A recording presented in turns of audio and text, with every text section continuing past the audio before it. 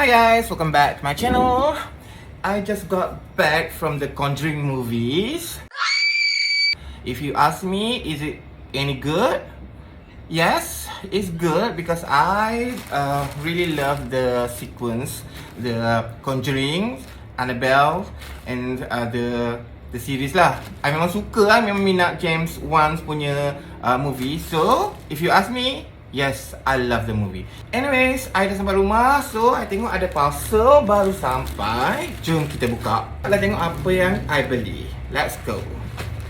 Dia bungkus dalam plastik je. Tapi, sebabkan within KL, okay lah aku. Dan I don't mind kalau kemek.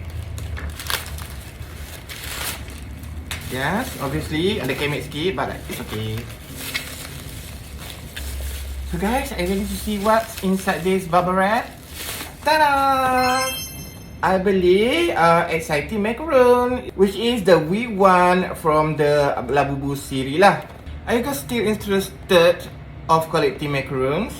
I don't know. If you ask me, I not sure. Tapi sebabkan I dah collect this V3, dah ada full.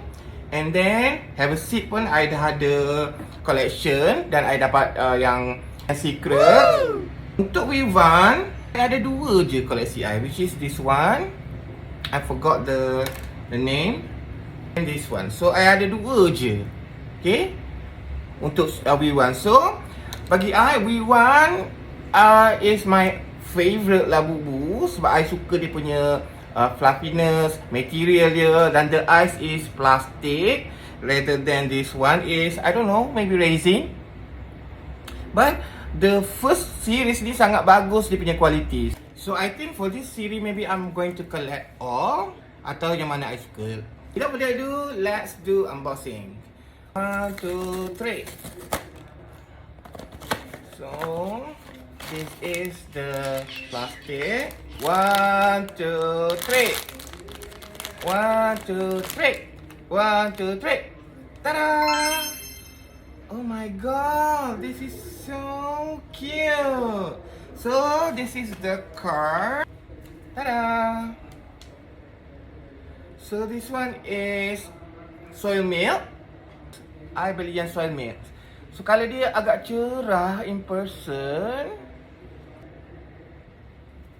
But I really love the fluffiness of this one. Tengoklah siri 1 dia punya material tak sama tau. Material yang V3 ni dia macam ni ha. Dia tak sama material dia. So dari segi material I prefer V1 lah. So this is my new collection for V1 soy milk. So cute. So now I have 3 for V1.